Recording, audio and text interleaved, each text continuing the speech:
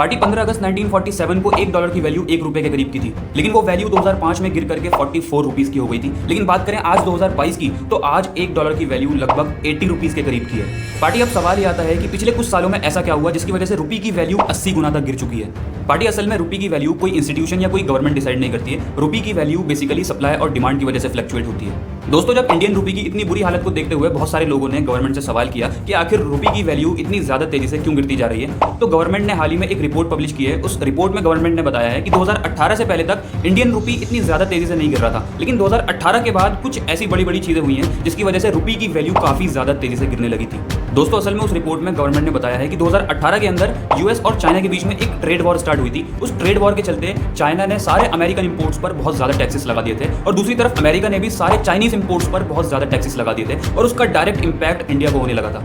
और दोस्तों, 2018 के अंदर एक और बड़ी चीज हुई थी। 2018 के अंदर यूएस की फेडरल रिजर्व ने इंटरेस्ट रेट्स को काफी ज्यादा बढ़ा दिया था और जब भी फेडरल रिजर्व इंटरेस्ट रेट्स को बढ़ाता है उसकी वजह से रुपये की डिमांड काफी ज्यादा गिर जाती है और उसकी वजह से रुपये की वैल्यू में भी काफी ज्यादा इंपैक्ट पड़ता है। पार्टी 2018 के बाद जब 2019 आया तो इंडियन रुपये थोड़ा सा स्टेबल रहा था, लेकिन फिर जब 2020 आया तो रुपये की हालत और भी ज्यादा खराब हो गई थी, क्योंकि हम सब जानते हैं कि 2020 के अंदर कोविड-19 आया था जिसकी वजह से पूरे इंडिया के अंदर लॉकडाउन लग चुका था और उसकी वजह से इंडियन रुपये की हालत और भी ज्यादा खराब हो गई थी।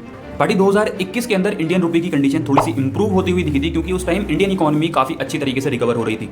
लेकिन फिर जब 2022 आया तो इंडियन रुपये की हालत बद से बदतर होती गई, क्योंकि 2022 के अंदर यूक्रेन और रशिया की वॉर स्टार्ट हो गई थी जिसकी वजह से इंडिया को डायरेक्ट इंपैक्ट हुआ था।